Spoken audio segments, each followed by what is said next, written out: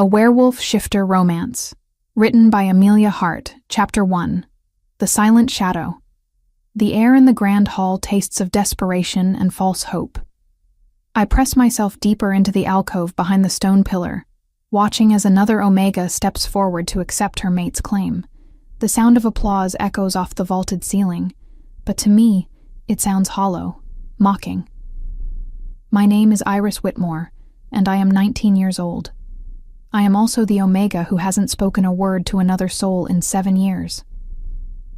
Not because I can't, because I choose not to. The ceremony of bonding happens every spring, when unmated wolves gather to find their destined partners. Alphas and betas scan the crowd of available Omegas like shoppers examining produce at market. Some lucky girls catch an eye, earn a smile, receive a claiming bite that seals their fate forever. I have attended 3 of these ceremonies in my life. 3 times I have hidden in shadows, watching others find love while I remain invisible. Tonight marks my 4th failure. Look at that pathetic creature. A familiar voice sneers from nearby. Still lurking in corners like a ghost. Magnus Coldwell. The beta who once promised to mate me before he discovered my silence. His rejection had been public, humiliating, and thorough. I heard she can't even say no thank you when refused. His companion laughs. What alpha would want a mate who communicates in hand gestures? I close my eyes, fighting the familiar ache in my chest. They don't understand. Speaking isn't the problem. Speaking is dangerous. Words have power. And I learned that lesson too well 7 years ago. The massive doors at the hall's entrance suddenly creak open. Conversation dies as every head turns toward the unexpected arrival. Through the doorway steps a figure I recognize from portraits but have never seen in person. King Lucian Greystone. He is 25 years old, tall and commanding with dark. His ice-blue eyes scan the room with detached interest. The last time he attended a bonding ceremony was 3 years ago, and before that, never in my memory. Your Majesty, the ceremony leader stammers, bowing deeply. We weren't expecting... Continue, King Lucian says simply, his voice carrying easily across the now silent hall. Don't let my presence interrupt. But of course it does. Every Omega straightens, hoping to catch the attention of the most powerful alpha in the territory. Even mated wolves steal glances at him, wondering what brought him here tonight. I should look away. I should sink further into my hiding place and wait for this torture to end. Instead, I find myself studying his face, noting the tired lines around his eyes, the way his jaw clenches as he surveys the crowd. And then, impossibly, his gaze finds mine. Time stops. The noise of the ceremony fades to nothing. Those ice-blue eyes lock onto mine with an intensity that steals my breath. I see something flicker across his features. Surprise. Recognition. Something I can't name. My heart pounds so hard I'm certain he can hear it from across the room. Heat floods my cheeks as I realize I'm staring at the king like some lovesick fool. I should look away. Should break this strange connection. But I can't seem to move. A crash of thunder outside shatters the moment. The lights flicker as rain begins pelting the windows. King Lucian's attention shifts to the storm, and the spell breaks. I can breathe again, but the air feels different now. Charged. Electric. Ladies and gentlemen, the ceremony leader announces nervously. Perhaps we should postpone the remaining selections until the weather improves. Relief floods through me. I don't have to endure any more of this. I can escape to my small cabin at the edge of packed territory and pretend tonight never happened. As people begin moving toward the exits, I slip from my hiding place and head for a side door that leads to the gardens. The storm is growing worse, wind howling through the trees, but I need air. I need space to think about what just happened with the king. Why had he looked at me like that? Why had I felt such a strange pull toward a man I've never even spoken to? The rain soaks through my simple dress within seconds of stepping outside. Most sensible people would return to the warmth and safety of the hall, but I've never been accused of being sensible. I walk quickly toward the tree line, eager to reach the path that leads home. That's when I hear it. A sound that makes my blood run cold. Howling, but not the kind wolves make when they're happy or calling to their pack. This is desperate, pained, almost human in its anguish. It's coming from deep in the forest, carried on the wind between the crashes of thunder. Every instinct tells me to run home, to bar my door and wait for morning. The woods are dangerous during storms. Wild things get displaced, confused, aggressive, but that howling, it sounds like something is dying. I hesitate at the forest's edge, rain streaming down my face. Lightning illuminates the dark spaces between the trees, and for a moment I swear I see movement, something large and pale against the darkness. The howling comes again, weaker this time, more desperate. I think of my father, who died protecting others. I think of the healer who taught me about herbs and healing before she passed last winter. I think of all the times I wished someone had been brave enough to help when I needed it most. Before I can change my mind, I step into the forest. The canopy provides little protection from the storm. Branches whip around me as I follow the fading sounds deeper into the woods. My feet slip on wet leaves and muddy ground. Thorns catch at my dress and scratch my arms. I should turn back. This is madness. But then, I see him. A massive black wolf lies crumpled beneath a fallen tree branch, rain washing blood from a deep gash along his ribs. His breathing is labored, and when he lifts his head to look at me, I see intelligence in those pale eyes that no ordinary wolf should possess. Beside him, barely visible in the storm, is a bundle of cloth. From within comes the faint cry of an infant. My heart stops. A baby. Someone left a baby out here in this storm. The wolf's eyes meet mine, and I see something impossible there. Pleading. As if he's asking me to help not just him, but the child he was somehow protecting. I don't think. I act. Chapter 2. Storm's Gift. The rain pounds against my skin as I kneel beside the injured wolf, my hands trembling from more than just cold.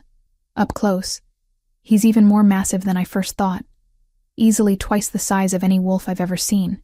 His black fur is matted with blood and rainwater, and that gash along his ribs looks deep enough to be fatal. But it's his eyes that steal my breath, pale blue, almost silver, and filled with an intelligence that makes my skin prickle with awareness. This is clearly an alpha shifter in wolf form. The bundle beside him shifts, and a tiny wail cuts through the storm. Without hesitation, I reach for the cloth-wrapped infant. The baby is surprisingly warm, protected by what looks like an expensive traveling cloak made of fine wool. He can't be more than a few months old, with dark hair and the most beautiful golden skin I've ever seen. Shh, I whisper, the first sound I've made to another living being in hours. It's going to be okay. The wolf watches me with those unsettling eyes, and when I look back at him, he gives the slightest nod. The gesture confirms what I suspected. This is no ordinary pack member. Alphas carry themselves differently, even when injured. Thunder crashes overhead, and I know I need to make a decision fast. The storm is getting worse, wind howling through the trees with increasing fury. Both the shifter and baby will die out here if I don't act. My cabin is only a quarter mile away through the trees. If I can somehow get them there, I'm going to help you, I tell the wolf, feeling less foolish now that I know he's a shifter who can understand every word. But you have to trust me. The wolf's breathing is getting more labored. Blood continues to seep from that terrible gash, mixing with the rain to form pink rivulets in the mud beneath him. He's dying, and we all know it. Yet those pale eyes remain fixed on the baby, never leaving him for more than a few seconds.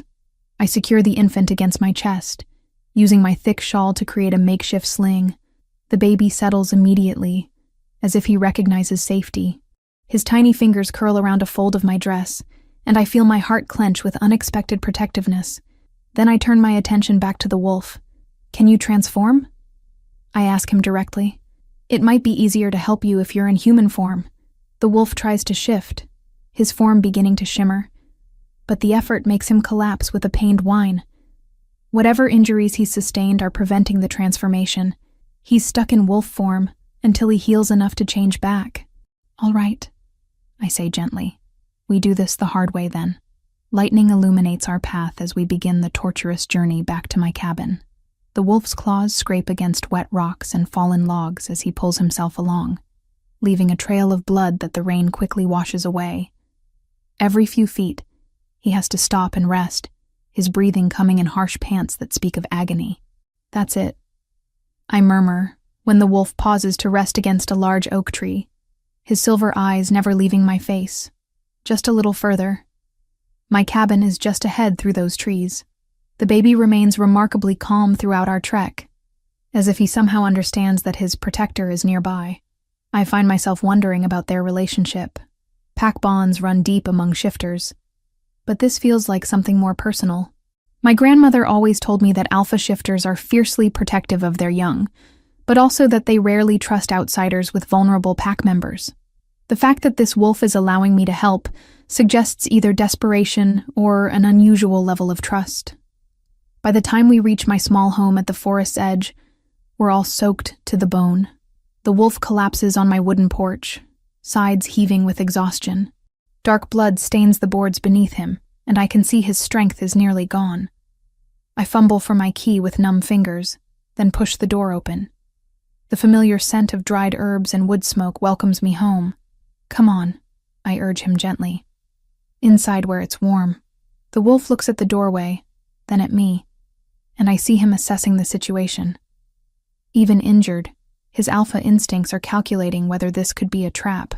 His nostrils flare, taking in my scent and the sense of my home, determining if I pose any threat to him or the child. You know I'm just an omega, I say quietly. I couldn't hurt you even if I wanted to, and I don't want to. Something in my voice must convince him, because he begins dragging himself across the threshold. I help as much as I can, supporting his massive head while he uses his remaining strength to pull his body inside. He probably weighs twice what I do, all muscle and bone and alpha power that takes my breath away even in his weakened state. Finally, we get him settled on the thick rug before my fireplace. I quickly build up the fire, coaxing flames from the dying embers with practiced ease. The warmth begins to fill the small space, driving back the chill of the storm that still rages outside. I examine my unexpected guests by the flickering firelight. The baby is perfect, unharmed, completely dry beneath the protective cloak. His tiny fists wave in the air as he begins to wake, making soft cooing sounds that tug at something deep in my chest. But the shifter is in terrible shape. The gash along his ribs is even worse than I thought. I can see exposed muscle, maybe even bone beneath the torn flesh. The edges of the injury are jagged, as if torn by massive claws rather than cut by a blade. What kind of creature could do this to an alpha wolf? I settle the infant in a nest of soft blankets near the fire, where he continues making those sweet baby sounds. Then I gather my supplies: clean linen cloth, my grandmother's healing salves, the herbal remedies I learned to make from the old healer woman who lived on the other side of the territory before she passed last winter. This is going to hurt, I warn the wolf as I approach with my basin of warm water. But I need to clean this injury before I can treat it properly. Those pale eyes fix on my face as I begin working, and I'm struck again by how different they are from normal wolf eyes. There's an intensity there that speaks of high rank, of someone used to command and authority. This isn't just any alpha. This is someone important. He flinches when the warm cloth touches his torn flesh, but doesn't growl or snap. Instead, he watches me work with a focus that makes heat rise in my cheeks, despite the cold night air. His fur is incredibly soft beneath my fingers, softer than it has any right to be. The texture is almost silk-like, clearly well-maintained despite his current condition. As I work to clean the gash, I notice other details that suggest high status. His size, his bearing, even the way he holds himself despite the pain. The baby begins to fuss, his soft coos turning into tiny whimpers of distress. I glance over at him, then back at the wolf, torn between my two patients. To my complete amazement, the wolf makes a sound I've never heard any shifter produce. Not quite a growl, more like a deep rumbling purr that vibrates through his massive chest. The infant immediately settles, turning his tiny head toward the sound, as if seeking its source. His little fist uncurls, and he makes a happy gurgling noise. You know him well, I realize aloud, my voice barely above a whisper. This baby. He's Pack, isn't he? Someone important to you. The wolf's eyes close briefly, and when they open again, I see something that looks remarkably like grief, mixed with fierce protectiveness. Whatever happened to them out there, it cost them dearly. I finish cleaning his injury and apply my grandmother's healing salve. The gash will need careful monitoring, but shifters heal faster than humans. If I can prevent infection and keep him stable, he should recover. There, I say softly, sitting back on my heels. That should help with the bleeding. The wolf lifts his massive head and does something that stops my heart. He presses his cold, wet nose against my hand in clear gratitude, then looks directly into my eyes with an expression so human it takes my breath away. "You're welcome," I whisper. Outside, the storm continues to rage, but inside, warmth from the fire creates a cocoon of safety around us. The baby sleeps peacefully in his nest of blankets. The wolf rests his head on his paws, but those pale eyes remain watchful, alert. I should probably be more concerned about harboring an unknown alpha shifter, but something about the situation feels right. Natural, even. For the first time since my father died, I feel like I'm exactly where I'm supposed to be. As I settle into my chair to keep watch over my patients, I find myself wondering who they are and what brought them into that storm.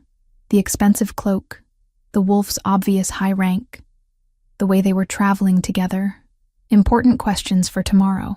Tonight, I focus on keeping them both alive, and on the strange sense of completeness I feel with them here, filling the silence I've lived with for so long. Chapter 3. Awakening Words. 3 days have passed since I brought my strange guests home from the storm. 3 days of the most peculiar domestic routine I've ever experienced. The baby, I've started calling him Kai in my mind, sleeps peacefully in the wooden cradle I hastily constructed from an old drawer lined with soft blankets. He's an easy child, rarely crying, content to watch me move about the cabin with those intelligent dark eyes that seem far too aware for an infant. But it's the alpha shifter who has truly captured my attention. His injuries are healing with the remarkable speed typical of his kind. The gash that should have taken weeks to close is already knitting together, new pink skin visible beneath the torn flesh. Yesterday I could see bone. Today there's only tender muscle covered by a thin layer of regenerating tissue. Even for a shifter, he's healing impressively fast.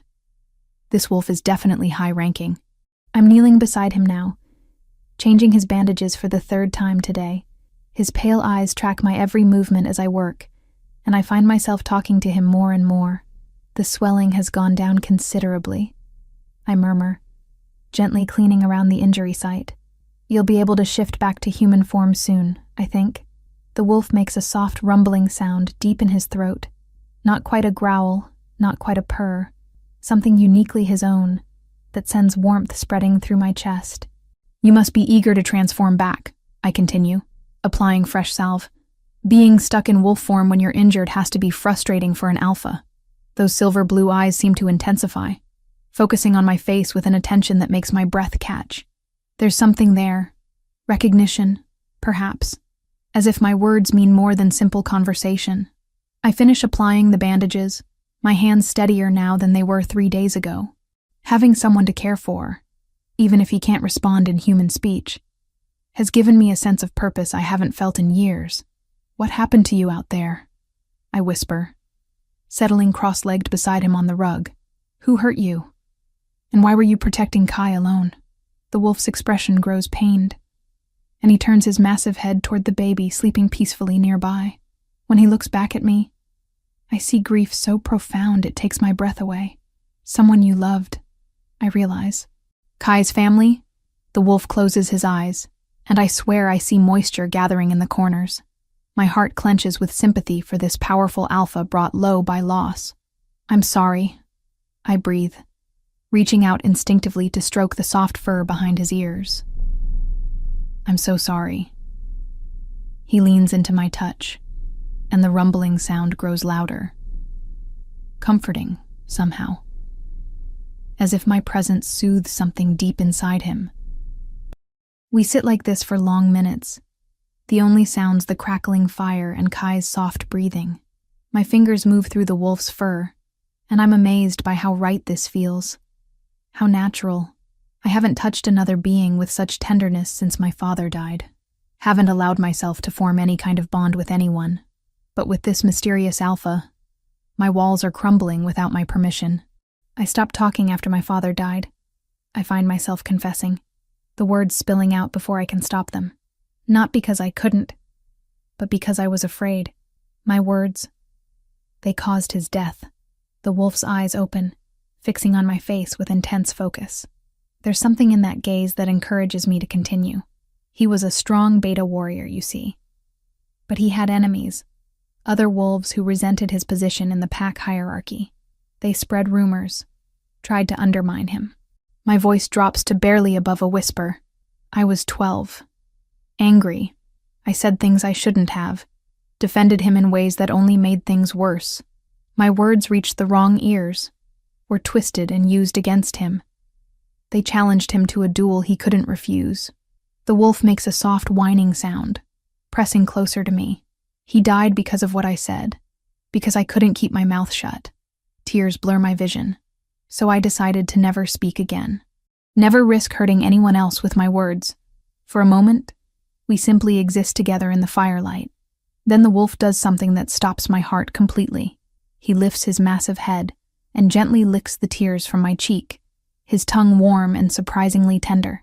"Thank you," I whisper, meaning it more than I've ever meant anything in my life. As if my words have broken some invisible barrier, I find myself talking more freely than I have in years. I tell him about my lonely life on the outskirts of pack territory, about the cruel rejections I've faced, about how isolated I've felt since my father's death. "You probably think I'm pathetic," I say with a bitter laugh. A 19-year-old Omega who's afraid of her own voice. The wolf makes an emphatic sound that might be disagreement, nudging my hand with his nose. "You don't think I'm pathetic?" He shakes his head definitively, and I laugh despite myself. It's rusty, unused, but genuine. "You know, I wish I knew what to call you." I study his elegant features, noting again how refined they are even in wolf form. "You're clearly high-ranking. Probably nobility given how well-groomed you were before the attack." At that moment, Kai begins to fuss. I move to check on him, but the wolf beats me there. He carefully positions himself beside the cradle, making that unique rumbling sound that immediately settles the baby. "You're so good with him," I observe. "It's like you've done this before." The wolf glances at me, and I see something that looks like pain, mixed with deep affection in his expression. "Were you there when he was born?" I ask gently. "Did you help raise him?" This time, the nod is slower, more weighted with emotion. I settle back down beside him, my hand finding its way into his fur again. "His family must have trusted you completely to leave him in your care."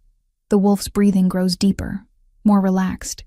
I think he's falling asleep until he does something that makes my heart stop. He shifts position, carefully resting his massive head in my lap. The weight is considerable, but not uncomfortable. Warm and solid, and somehow perfect. "Is this okay?"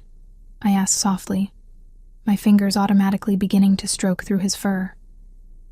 The rumbling intensifies, vibrating against my legs. Contentment, I realize. He's truly content for the first time since I found him. As the fire burns lower and night deepens outside, I find myself growing drowsy. But I don't want to move, don't want to disturb this perfect moment of connection.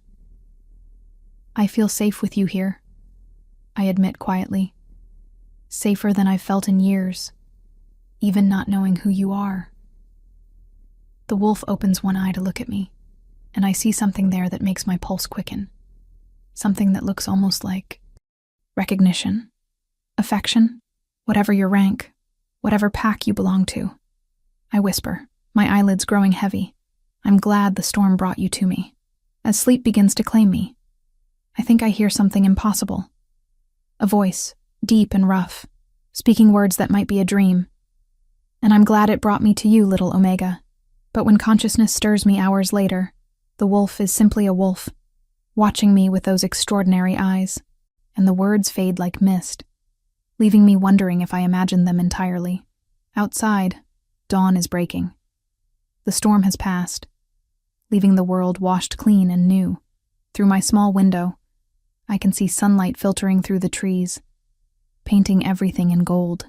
The wolf stirs, lifting his head from my lap with obvious reluctance. He looks toward the door, then back at me, and I see his internal struggle clearly now that I understand he's a high-ranking shifter with responsibilities. "You need to leave soon, don't you?" I ask, though the thought makes my chest tight with panic. "You have pack duties. People depending on you." He nods reluctantly, and my heart sinks. "But you'll come back?" The words escape before I can stop them. "Please tell me you'll come back." The wolf moves closer, pressing his forehead against mine in a gesture so intimate it steals my breath. When he pulls back, I see a promise in those silver blue eyes that makes hope bloom in my chest. He will return. Somehow I know he will. But first, he has to leave, and I have to let him go, even though it might break my heart. Kai begins to wake, making soft baby sounds that draw both our attention. The wolf moves to him immediately, and I see the same conflict I'm feeling reflected in his posture. He doesn't want to leave the baby either. "I'll take care of him, I promise. I'll keep him safe until you come back." The wolf looks at me for a long moment, then moves to the door. I follow, my heart pounding, knowing this moment will change everything. At the threshold, he pauses and looks back at me. His form begins to shimmer, bones cracking and reshaping as he finally manages the transformation he couldn't achieve when injured. But he doesn't complete it. Instead, he shifts just enough to speak, his voice rough and strained from the partial change. "Thank you, Iris, for everything." Then he's wolf again, padding into the morning light on silent pause, leaving me alone with a baby and the knowledge that my quiet life has been irrevocably changed by 3 days of caring for an alpha whose true identity I'm only beginning to suspect, and whose return I'll wait for, no matter how long it takes. Chapter 4. Broken Silence. 2 days have passed since the alpha left, and I feel his absence like a physical ache in my chest. The cabin feels too quiet without his steady presence, too empty despite baby Kai's soft sounds filling the silence. I've tried to maintain our routine, feeding Kai, tending my small herb garden, preparing meals I barely taste, but my eyes constantly drift to the door, hoping to see those pale silver blue eyes watching me from the threshold. He promised he'd return. At least, I think he did. The memory of his partial transformation feels dreamlike now, too extraordinary to be real. Did I actually hear him speak my name? Or was it wishful thinking born of loneliness? I'm stirring a pot of vegetable soup when the sound of approaching horses makes me freeze. Through my small window, I see 3 riders dismounting near my garden gate.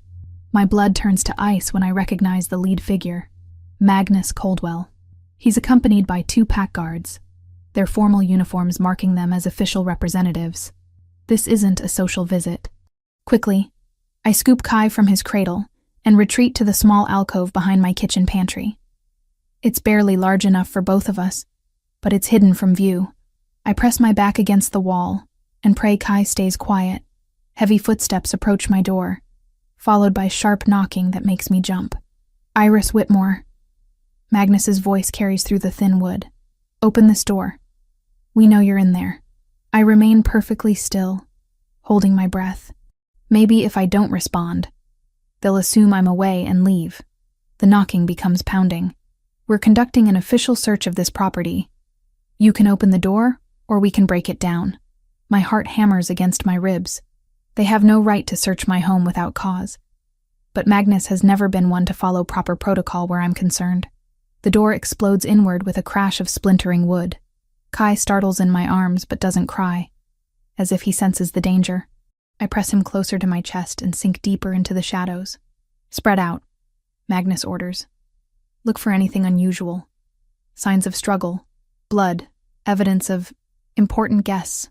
Heavy boots stomp across my wooden floors. I hear them overturning furniture, opening cabinets, searching through my belongings with no regard for my privacy. "Sir," one of the guards calls from near the fireplace. "There's a strong scent here. Alpha scent, but not like anything from our territory." My stomach drops. Of course they can smell him. His presence had been so strong, so distinctive. I should have thought to mask it somehow. "And look at this," the second guard adds. "These bandages are stained with blood. Recent blood, and a lot of it." Interesting. Magnus's voice is closer now, and I can hear the satisfaction in it. It seems our mute little Omega has been harboring secrets. I close my eyes, knowing I can't hide forever. They'll find us eventually, and cowering in the shadows won't protect Kai. Taking a shaking breath, I step out of the alcove. Looking for something, I ask, my voice rusty from disuse but steady. All three men whirl toward me, and I have the satisfaction of seeing shock ripple across their faces. Magnus recovers first, his expression shifting to cruel triumph. Well, the silent Omega speaks. How unexpected. His eyes narrow as they take in Kai cradled against my chest. And what do we have here? A baby, I say simply, raising my chin despite my racing heart. Obviously, don't be clever with me. Magnus steps closer, and I fight the urge to retreat. Where did this child come from? And don't tell me he's yours. We both know you've never been claimed. Heat floods my cheeks at his crude words. But I hold my ground. He's an orphan. I found him abandoned in the woods during the storm. How convenient. Magnus circles me like a predator, his pale eyes calculating. And I suppose you just happened to stumble across him while taking a midnight stroll? I heard crying. Any decent person would have investigated. Any decent person would have reported finding an abandoned child to the authorities. His voice hardens. Instead, you chose to hide him away. Why is that, Iris? I have no good answer for that question. The truth, that I couldn't bear to give up the baby who connects me to the Alpha, would only invite more dangerous questions.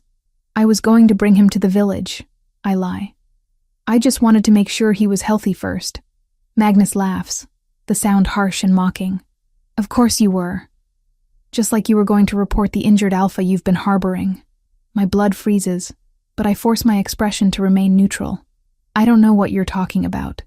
Don't insult my intelligence. He gestures to the blood-stained bandages his men found. We know a high-ranking Alpha was here. The scent is all over this place. Powerful, dominant, unlike any shifter in our territory. I search for a believable explanation. I treated an injured beta from a neighboring pack. Nothing more. A beta? Magnus's eyebrows rise in mock surprise. A beta that required this much medical attention? That left claw marks on your doorframe? He points to scratches I hadn't noticed before. Tell me, Iris, what beta commands that kind of presence? Kai chooses that moment to make a soft cooing sound, drawing Magnus's attention back to him. The beta's eyes narrow as he studies the baby's features with new intensity. This child has distinctive coloring, he observes. Golden skin, dark hair. High-quality features that suggest noble bloodlines. Terror claws at my throat. If Magnus realizes who Kai might be, both our lives are forfeit. He's just a baby, I say desperately. An innocent child who needs care. Indeed. Magnus reaches toward Kai, and every protective instinct I possess roars to life. Don't touch him. The words explode from me with such force that all three men step back in surprise. Magnus's eyes glitter with malicious pleasure. Such passion from our silent Omega. One might think you've grown attached to this mysterious infant. He reaches for Kai again, and this time I don't just speak. I act. I back away quickly, clutching the baby protectively to my chest. Stay away from us. Us? Magnus repeats softly. How interesting. You've claimed this child as your own, haven't you? Despite having no legal right to him. I have every right to protect an innocent baby. From the proper authorities? From those who could provide better care than a damaged Omega living in isolation? His voice turns vicious. Face facts, Iris. You're unfit to raise a child. You can barely function in normal society. The words hit like physical blows, but they also ignite something fierce inside me. Something that's been dormant for 7 years suddenly blazes to life. I am not damaged, I shout, my voice carrying through the cabin with surprising strength. And I am not unfit. I've kept this child safe, healthy, and loved while you've been abusing your authority. Magnus's face darkens with anger. How dare you raise your voice to me? I am a beta of this pack, and you are nothing but a defective Omega who what? I interrupt, stepping forward despite my fear. Who isn't afraid of you anymore? Who won't cower and hide while you terrorize innocent people? Iris, one of the guards says nervously. Perhaps we should all calm down. No, I round on him, my voice gaining power with each word. I'm tired of being calm. Tired of being silent while men like him abuse their positions to intimidate those weaker than them. The room has gone deadly quiet, except for my harsh breathing. All three men stare at me as if I've sprouted wings. Then Magnus smiles, slow and predatory. There we go, he purrs. The real Iris Whitmore finally emerges. Tell me, is this what happened 7 years ago? Did you lose your temper and say something you shouldn't have? Something that got your father killed? The blood drains from my face. He knows. Somehow he knows the truth about my father's death. I see I've hit a nerve. Magnus continues, circling closer. Yes, I know all about your sharp tongue and how it sealed your father's fate. How your inability to keep quiet led directly to his death in that duel. Stop, I whisper, the fight suddenly draining out of me. Is that why you chose silence? Guilt over killing the only person who ever loved you. Stop it. And now you're doing it again, aren't you? Harboring mysterious nobles, keeping secrets that could get people killed. How long before your reckless choices destroy another life? Something inside me snaps. The careful control I've maintained for 7 years shatters completely. Get out! I scream with such force that the windows rattle. Get out of my home right now. That's when we all hear it. A sound that makes my heart soar, and Magnus's face pale with terror. A howl. Deep, powerful, and very, very close. Through the broken doorway steps the Alpha, his silver blue eyes blazing with fury as he takes in the scene before him. He's even larger than I remembered, his black fur bristling with rage as he focuses on Magnus with predatory intensity. The Beta stumbles backward, his face white with shock and fear. Impossible, he breathes. You should be halfway to the capital by now. The Alpha's growl cuts him off, a sound so menacing it makes the hair on my arms stand up. But I'm not afraid. I'm relieved beyond measure. He came back, just like he promised. Iris, Magnus says urgently, never taking his eyes off the Alpha. Get away from that creature. You don't understand what you're dealing with. Instead, I step closer to the Alpha, and he immediately positions himself between me and the three men. His massive body radiates protective fury, and I feel safer than I have in days. No, I say clearly, my voice strong and unwavering. You don't understand. I look directly at Magnus, no longer afraid of his threats or intimidation. He's not just any Alpha, and I know exactly who he is. For the first time in 7 years, I speak the complete truth without fear, letting my voice carry the authority I never knew I possessed. He's under my protection. And so is the child. Chapter 5. Truth Unveiled. The standoff lasts for several heartbeats, tension crackling through the air like lightning before a storm. Magnus and his guards remain frozen near my overturned furniture, while the wolf stands protectively in front of me, his massive frame coiled with barely contained violence. Then something extraordinary happens. The wolf begins to change. His form shimmers, bones cracking and reshaping as black fur recedes to reveal golden skin. Muscles expand and shift, and within moments, a man kneels where the wolf had stood. Not just any man. King Lucian Greystone. Magnus's face goes from pale to ashen. Your Majesty, he stammers, dropping immediately to one knee. The guards follow suit, their heads bowed in submission. But I can't look away from Lucian. He's magnificent in human form, tall and powerfully built, with the same silver blue eyes that have haunted my dreams. Dark hair falls across his forehead, and when he stands, he moves with lethal grace despite his obvious exhaustion. He's also completely naked, which sends heat flooding through my cheeks. Magnus Coldwell! Lucian's voice is deep and rough, carrying the unmistakable authority of an Alpha King. Explain why you're terrorizing one of my subjects in her own home. Your Majesty, we had no idea, Magnus begins, but Lucian cuts him off with a raised hand. Answer the question. Magnus swallows hard. We were conducting a search based on reports of suspicious activity. Strange scents, evidence of dangerous predators in the area. And what did you find? Lucian's tone is deceptively calm, but I can see the fury burning in his eyes. An unmated Omega harboring an abandoned infant, Your Majesty, and signs that she'd been treating an injured animal of unusual size. I see. Lucian steps closer to me, and I resist the urge to step back. This close, I can feel the heat radiating from his skin, can smell his scent, pine and rain and something wild that makes my pulse race. And you felt this warranted breaking down her door and terrifying her? We followed proper protocol. Magnus starts. Proper protocol? Lucian's voice drops to a dangerous growl. Proper protocol involves obtaining a warrant before searching private property. It involves respectful inquiry, not intimidation and destruction. He gestures to my ruined door, the overturned furniture, the general chaos they've created in my small home. Your Majesty, one of the guards ventures nervously. We were responding to concerns about the missing... Missing what? Lucian interrupts sharply. The guard's mouth opens and closes like a fish. They were looking for the missing king. But they can't very well say that now that he's standing before them. I thought as much, Lucian says coldly. You exceeded your authority and violated pack law. I should have you all stripped of rank. Magnus's face goes even paler. Please, Your Majesty, we were only trying to... You were trying to abuse your position to harass someone who has no one to protect her, Lucian states flatly. Someone you've clearly targeted before. His gaze shifts to me, and I see something that makes my breath catch. Recognition, not just of this moment, but of me, of who I am, and what I've endured.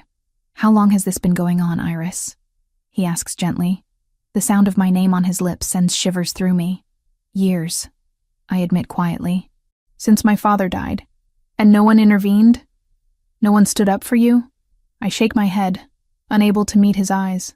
The shame of my isolation, of being so powerless, burns through me. Lucian turns back to Magnus, and the temperature in the room seems to drop 10 degrees. Get out, he says quietly. Your Majesty, perhaps we should discuss... Get out! The command reverberates through the cabin with such force that dust falls from the rafters. All of you. Now. The 3 men scramble for the door like their lives depend on it. Which, given the look on Lucian's face, they probably do. When they're gone, silence settles over us like a heavy blanket. I stand clutching Kai to my chest, suddenly aware that I'm alone with the most powerful alpha in our territory.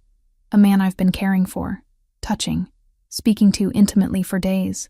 A king I've seen naked and vulnerable. The implications crash over me like a tidal wave. This is King Lucian Greystone, the alpha who rules over thousands, who could have any woman he desires. What must he think of me? A damaged Omega living in isolation, talking to him like an equal when I didn't know who he was. Iris, his voice is gentle now, concerned. Are you all right? I nod shakily, not trusting my voice. Look at me, he requests softly. Reluctantly, I raise my eyes to meet his. What I see there isn't the disgust or pity I expected. It's warmth, gratitude, and something that looks almost like affection. You saved my life, he says simply. You took in a stranger and a child, risking your own safety to care for us. I owe you a debt I can never repay. You don't owe me anything, I managed to say. I did what anyone would do. No. He shakes his head firmly. You did what someone with extraordinary courage and compassion would do. Most people would have run from an injured wolf, not brought it home and nursed it back to health. He steps closer, and I catch my breath at the intensity in his gaze. You spoke to me when I was in wolf form. You told me your secrets, shared your pain. Do you have any idea what that meant to me? How long it's been since someone saw past the title and crown to just talk to me like a person? My cheeks burn. I didn't know who you were. Exactly. A small smile tugs at his lips. You saw a hurt creature that needed help, and you gave it. No ulterior motives, no political calculations. Just pure kindness. Kai makes a soft sound in my arms, drawing our attention. Lucian's expression immediately softens as he looks at the baby. And this little one, he murmurs, reaching out to gently stroke Kai's cheek. You've been caring for my nephew as if he were your own child. Your nephew? The words escape before I can stop them. Lucian nods, pain flickering across his features. My brother's son. He and his mate were attacked by rogues while traveling to visit neighboring pack territory. They didn't survive. I found Kai hidden in the ruins of their carriage and was bringing him home when I was ambushed. I'm so sorry, I whisper, meaning it with every fiber of my being. The attackers were after me, not them. He continues, his voice heavy with guilt. My brother and his mate died because they were associated with me. And if not for you, Kai would have died too. He looks at me again, and I see tears gathering in those beautiful silver blue eyes. You've given me back the last piece of family I have left. There's no way to repay that kind of gift. I didn't do it for repayment, I tell him honestly. I did it because it was right. I know. His smile is soft and genuine. That's what makes you so extraordinary. The compliment sends warmth spreading through my chest, but it also brings reality crashing back. This moment, this connection between us, it can't last. He's a king, and I'm nobody. Soon he'll return to his duties, and I'll go back to my lonely existence on the outskirts of everything. You have to go back, don't you? I ask, trying to keep the sadness out of my voice. To the capital. To your kingdom. His expression grows troubled. Yes. The attack on my brother wasn't random. It was orchestrated by someone with detailed knowledge of our movements. Someone inside my own court. I need to root out the traitors before they strike again. And Kai will come with me, of course. He needs to be protected, educated, prepared for his eventual role in the succession. I nod, understanding, but hating it nonetheless. Of course, Kai belongs with his uncle. In the world of privilege and power, that's his birthright. Not here in my humble cabin with an outcast Omega. I'll miss him, I admit quietly. You could come with us. The words hang in the air between us, and I'm certain I've misheard. I'm sorry? Lucian steps closer, his eyes intense. Come with us to the capital. You've cared for Kai since he was orphaned. He knows you, trusts you. He'll need that stability while he adjusts to his new life. My heart pounds against my ribs. You want me to be his nanny?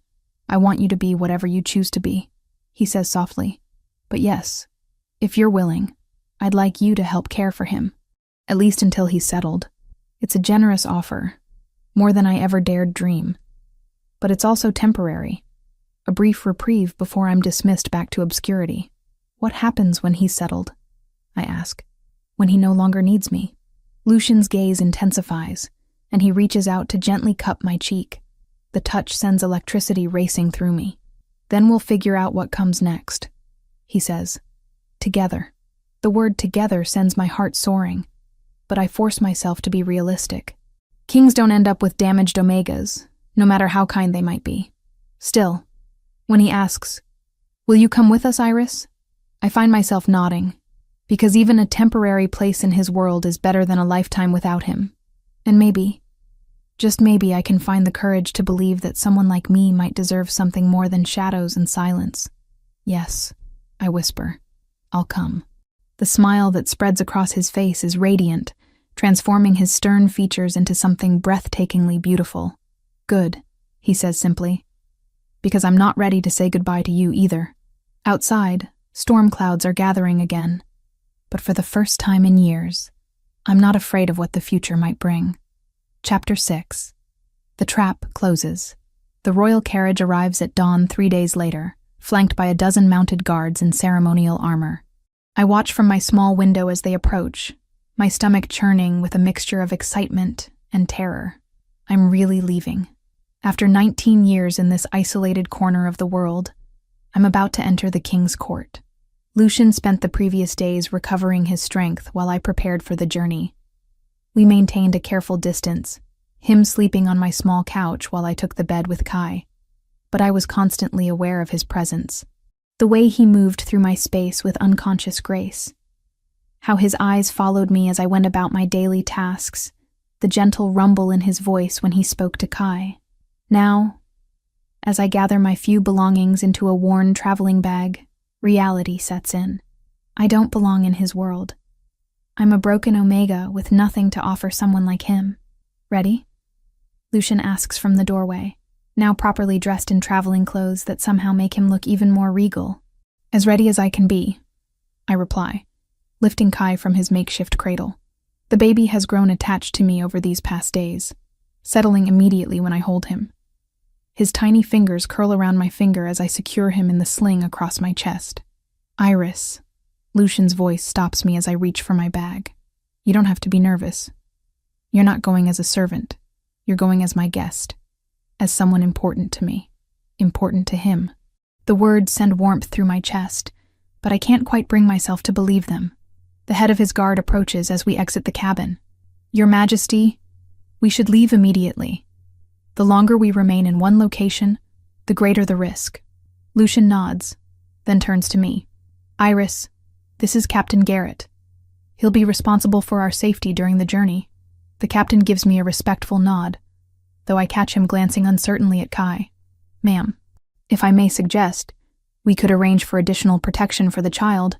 The child stays with me, I say firmly, surprising myself with the authority in my voice. Of course, Lucian says smoothly. Kai remains with Iris at all times. Those are my orders. We're helped into the carriage, and I try not to gawk at the luxurious interior. Velvet cushions, polished wood, windows of actual glass instead of the oiled paper I'm used to. This single carriage is probably worth more than I'll earn in my entire lifetime. The journey begins smoothly enough. Lucian sits across from me, occasionally pointing out landmarks or sharing stories about various territories we pass through. His presence is comforting, and gradually I begin to relax. That's when everything goes wrong. We've been traveling for about 4 hours when the carriage lurches to a sudden stop. Shouts erupt from outside, followed by the distinctive sound of steel on steel. Stay down, Lucian orders, his entire demeanor shifting from relaxed to lethal in an instant.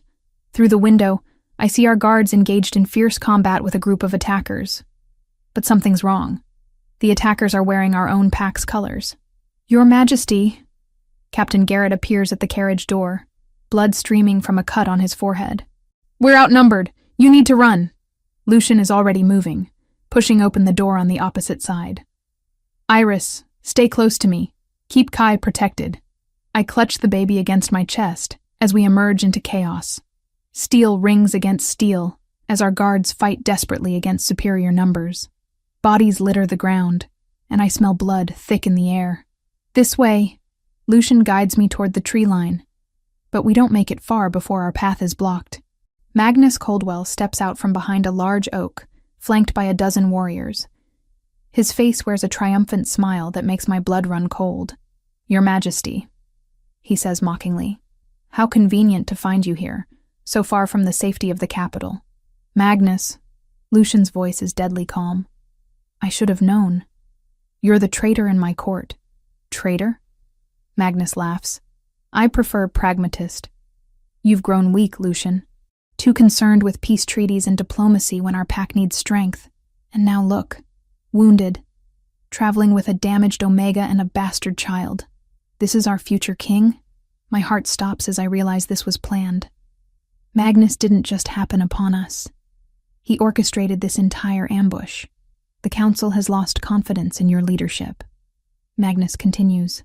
A king without an heir, without even a mate to stabilize the succession. You're a liability to the realm. And Kai?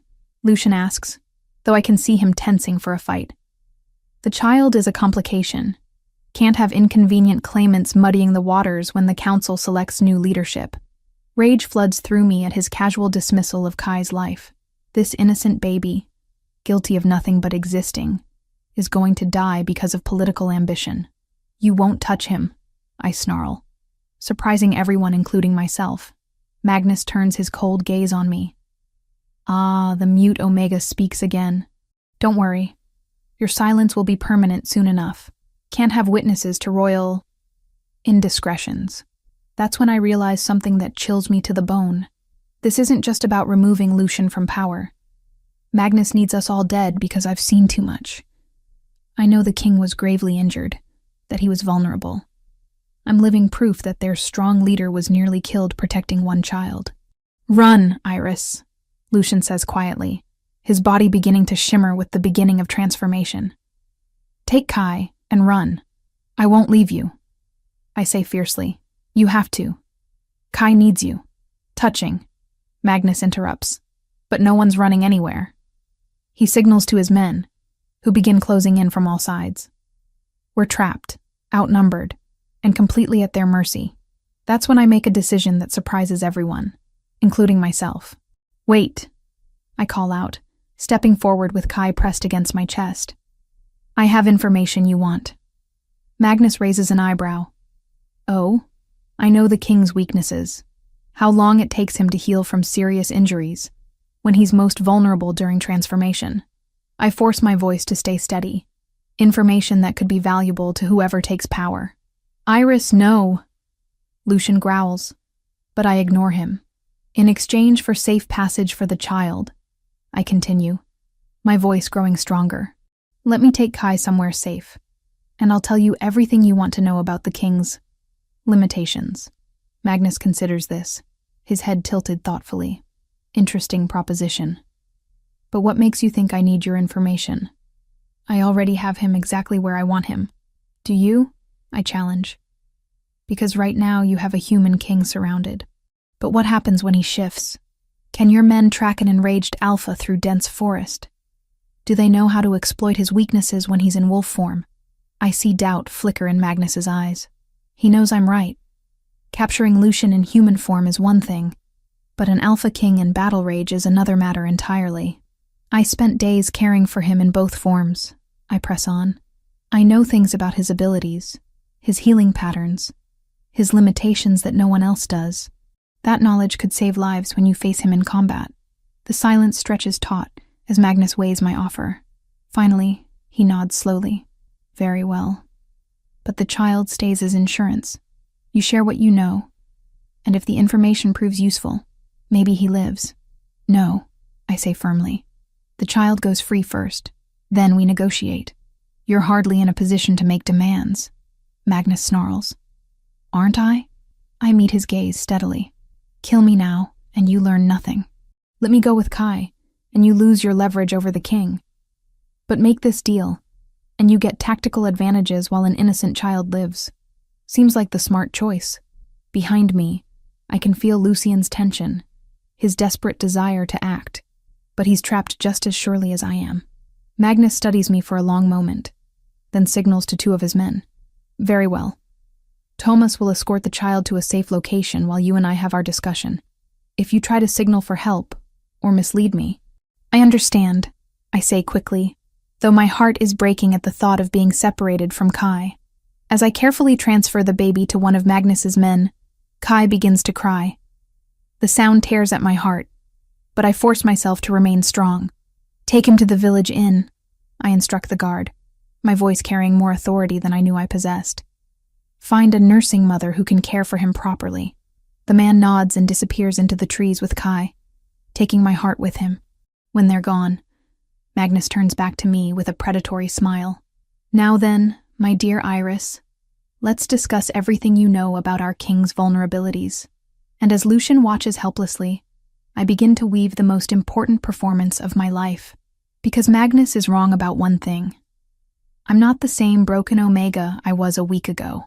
I found my voice, and now I'm going to use it to buy time for the man I love, even if it costs me everything. Chapter 7. The King's Wrath. The transformation takes longer when he's severely injured. I begin, weaving truth with carefully crafted lies. His healing abilities slow down the shift, making him vulnerable during the process. Magnus leans forward, his eyes glittering with interest. Around us, his men maintain their weapons trained on Lucian, who remains perfectly still but radiates barely controlled fury. Go on, Magnus urges. Silver disrupts his healing completely, I continue, remembering the wound on Lucian's ribs. Not just silver weapons, but silver dust in the air. It prevents proper regeneration and keeps him weak. This part is true, and I see Lucian's slight nod of approval. He understands what I'm doing. Buying time while feeding Magnus information he could discover anyway. Useful. What else? When he's emotionally compromised, angry or protective, he becomes predictable. I lie smoothly. He abandons strategy for pure aggression, easy to anticipate and counter if you know what triggers him. Magnus signals to one of his men, who produces a small vial of silver dust. Test it, he orders. My heart lurches as the powder is scattered in Lucian's direction. He immediately staggers, his skin taking on a pale, sickly hue. The silver is affecting him more than I expected. Excellent, Magnus purrs. What other tactical advantages should I know about? Before I can answer, the sound of approaching hoofbeats echoes through the forest. Magnus spins toward the noise, his face darkening with suspicion. You said no one would follow us, he snarls at one of his lieutenants. No one should have known our route, the man replies nervously. Through the trees burst Captain Garrett and a dozen royal guards, their weapons gleaming in the dappled sunlight. Behind them ride more soldiers than I can count. An entire battalion by the look of it. Impossible. Magnus breathes. How did they find us? That's when I see something that makes my heart soar with hope. Among the charging guards is a familiar figure, the man who took Kai. But he's not wearing Magnus's colors anymore. He's in royal livery, and he's carrying something that glints silver in the sunlight. A signal mirror. He's been sending messages. You underestimated loyalty, I tell Magnus as the guards surround us. Not everyone can be bought with promises of power. Magnus whirls on me, his face twisted with rage. You planned this. Somehow I planned nothing, I say honestly. But I hoped. I hoped that good men would recognize a traitor when they saw one. Captain Garrett dismounts, his sword already drawn. Release the king immediately, or face the consequences of high treason. You're outnumbered, Magnus snarls, but I can see desperation creeping into his eyes. Stand down, or I'll kill them both. Actually, a new voice says from the tree line, I believe you're the one who's outnumbered. Lord Commander Harrison steps into view, followed by what looks like half the royal army. His weathered face is grim as he surveys the scene. Magnus Coldwell, by order of the Royal Council, you are under arrest for high treason, conspiracy against the crown, and the murder of Prince Adrian and Princess Elena. Magnus's face goes white. You can't prove.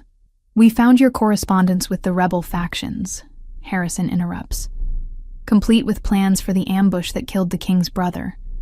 Your own handwriting, sealed with your personal mark. That's impossible, Magnus whispers. Is it? Harrison's smile is cold. Did you really think we wouldn't investigate every member of the court after the royal family was attacked? Your ambition made you careless, Magnus. The evidence trail leads directly to you. I watch as Magnus's carefully constructed plan crumbles around him. His men begin lowering their weapons, realizing they're completely surrounded with no hope of escape. You all swore loyalty to the realm, Harrison continues, addressing Magnus's followers, not to one ambitious beta's grab for power. Lay down your arms and you'll be shown mercy. Continue this treason, and you'll share his fate. Several of Magnus's men immediately drop their weapons and step away from him. Others look uncertain, torn between fear and fading loyalty. But Magnus isn't finished yet. You think this changes anything? He snarls, his composure finally cracking. A weak king who can't even protect his own family? Who travels with damaged omegas and bastard children? This realm needs strong leadership. The only thing this realm needs, comes a new voice, deep and commanding, is to be rid of treacherous snakes like you. Everyone turns as Lucian rises to his feet, the silver poisoning clearly weakening him, but not breaking his royal authority. His ice-blue eyes burn with controlled fury as he addresses Magnus directly. You orchestrated my brother's death. You murdered his mate. You tried to kill an innocent child. Each word carries the weight of absolute judgment. And you have the audacity to speak of strength? Magnus's face twists with desperate rage. I did what was necessary. Your brother was weak, just like you. Soft-hearted fools who... Who what? Lucian's voice drops to a dangerous growl, and I can see his form beginning to shimmer with barely controlled transformation. Who put the welfare of others before personal ambition? Who chose protection over power? The air around us grows thick with alpha dominance, and I watch as even Magnus's remaining supporters begin to back away from their leader. This is what true power looks like. Not Magnus's brutal ambition, but the controlled strength of a king who has earned his authority. With a snarl of pure rage, Magnus lunges toward me, a silver blade appearing in his hand. If I'm going down, I'm taking her with me. She knows too much. Time seems to slow.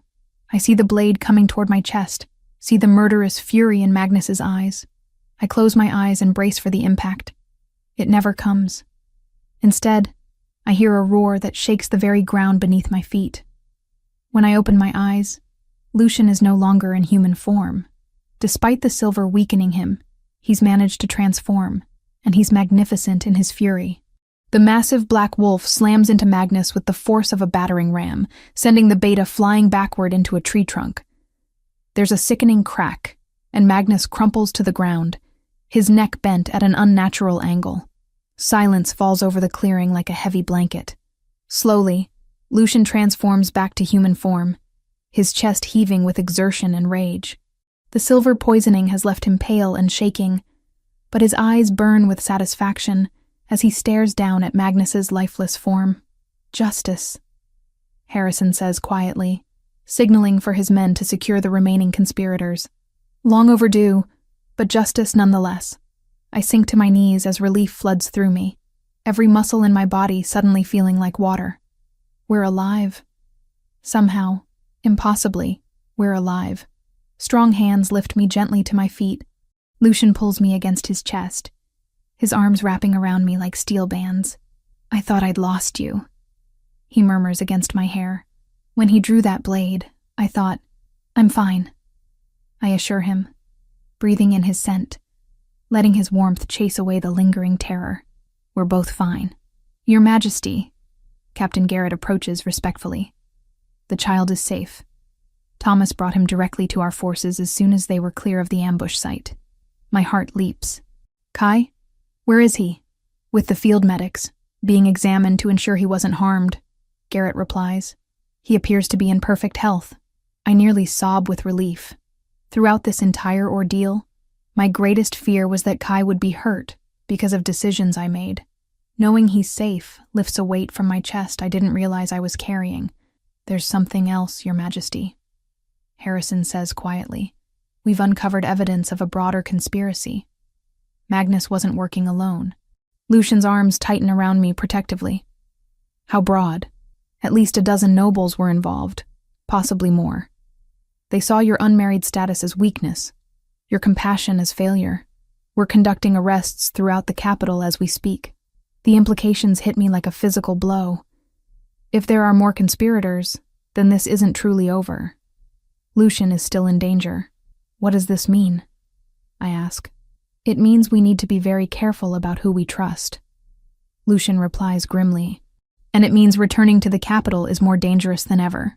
"Your Majesty," Harrison ventures carefully, "perhaps it would be wise to establish a temporary court elsewhere, while we root out all the traitors.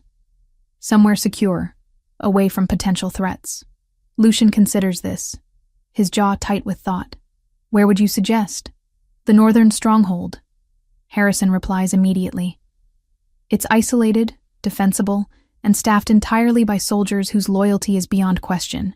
And cold as the Arctic in winter," Lucian mutters, but I can see he's considering the option. "I don't care about the cold," I say firmly, "as long as we're all safe." Lucian looks down at me, something warm and wondering in his expression. "We?" Heat floods my cheeks as I realize what I've implied. "I mean, if you still want me to help care for Kai, Iris," his voice is soft, tender in a way that makes my heart flutter. "I don't want you to stay just to care for Kai." "You don't? I want you to stay because you want to be with me," he says quietly.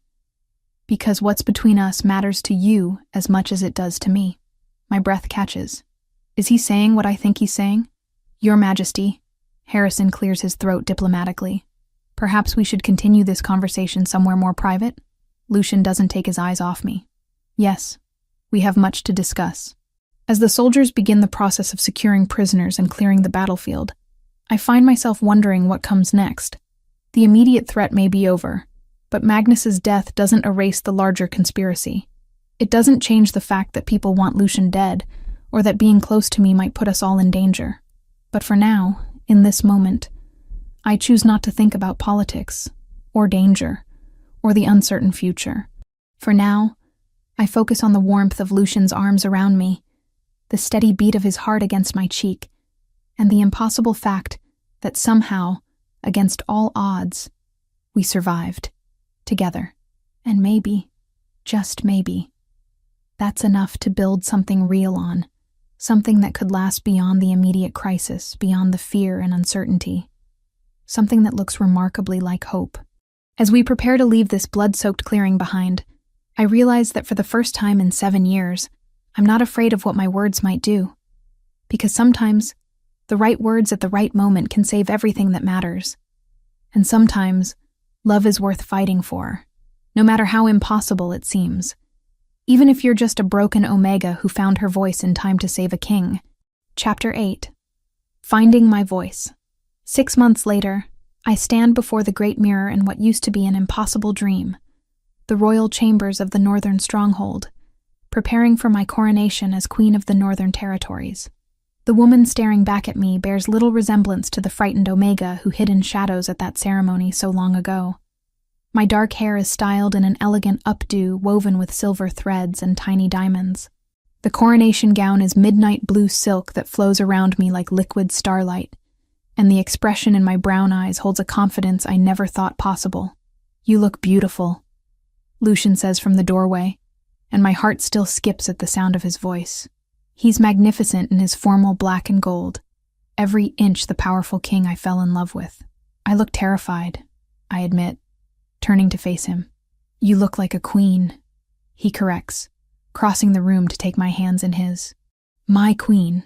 The past 6 months at the Northern Stronghold have been a whirlwind of change. The conspiracy was larger than anyone imagined. Nearly a third of the royal court was involved in the plot to overthrow Lucian. But with Lord Commander Harrison's help, we rooted out every traitor, and slowly, carefully, began rebuilding trust in the kingdom. More importantly, we rebuilt trust in each other. "Are you having second thoughts?" Lucian asks gently, studying my face with those perceptive silver blue eyes. "About marrying you?" "Never." The answer comes without hesitation. "About being queen?" "That's more complicated. It's the truth. These months have shown me what being Lucian's partner really means. Not just state dinners and formal ceremonies, but late nights spent reviewing security reports, difficult conversations with territorial leaders, and the constant weight of knowing that my decisions affect thousands of lives. "You've already proven yourself a dozen times over," Lucian reminds me. "The Omega Sanctuary you established has helped more than 50 women find new lives. Your Council on Territorial Disputes has prevented 2 potential wars." And Kai. At the mention of his name, we both look toward the corner where 10-month-old Kai sits in his nursery chair, babbling happily to himself. He's grown so much, and despite having a dozen trained nannies available, he still prefers to be with me. "Mama," he calls out, reaching his chubby arms in my direction. The word still makes my heart melt. He spoke it for the first time 3 months ago, and no amount of gentle correction has convinced him to call me anything else. "Not that I mind. In every way that matters, I am his mother. You saved him," Lucian continues softly. "And through him, you saved me too. You gave me back my family, my purpose, my reason to be a better king. You would have been a good king regardless," I protest. "Maybe, but I wouldn't have been happy." He lifts my hand to his lips, pressing a gentle kiss to my knuckles. "You taught me that being strong doesn't mean being alone." A knock at the door interrupts us. "Your Majesties," Captain Garrett's voice carries through the wood. "It's time." My stomach lurches with nerves, but Lucian's steady presence beside me keeps me grounded. We've faced assassins and conspirators together. We can handle a coronation ceremony. The Great Hall of the Northern Stronghold has been transformed for the occasion. Hundreds of candles cast warm light over the assembled crowd. Nobles, soldiers, common folk, and representatives from allied territories. At the front, Archbishop Matthias waits with the crown that will make this official, but my eyes are drawn to a small section near the front where familiar faces beam at me with pride. The servants from my old cabin, elderly neighbors who remembered my father, even some of the Omegas from the sanctuary I established. People who knew me before I was anybody important, who cared about Iris the person rather than Iris the future queen. "Ready?" Lucian whispers as we pause at the entrance to the hall. I take a deep breath, feeling the weight of the moment settle over me like a mantle. In a few minutes, I'll no longer be just Iris Whitmore, the silent Omega who lived in isolation. I'll be Queen Iris, with all the responsibilities and expectations that title carries. Ready? I say, and surprisingly, I mean it. The ceremony itself passes in a blur of formal words and ancient rituals. I repeat vows that bind me not just to Lucian, but to his people, promising to protect and serve them with everything I have. When the crown finally settles on my head, lighter than I expected but heavy with symbolism, the crowd erupts in cheers that shake the rafters. My people. Lucian's voice carries easily over the celebration as he addresses the crowd. I present to you Queen Iris, my partner in all things, the heart of our kingdom. More cheers, and I feel tears prick my eyes at the genuine warmth in their voices. These people are accepting me not because they have to, but because they choose to.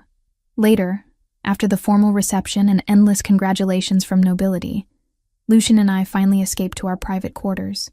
Kai is already asleep in his crib, one tiny fist curled around a toy wolf Lucian carved for him. "How do you feel?" Lucian asks, helping me out of the elaborate gown. "Different," I admit. "Like I've become someone I never expected to be." "You've become who you were always meant to be," he corrects gently.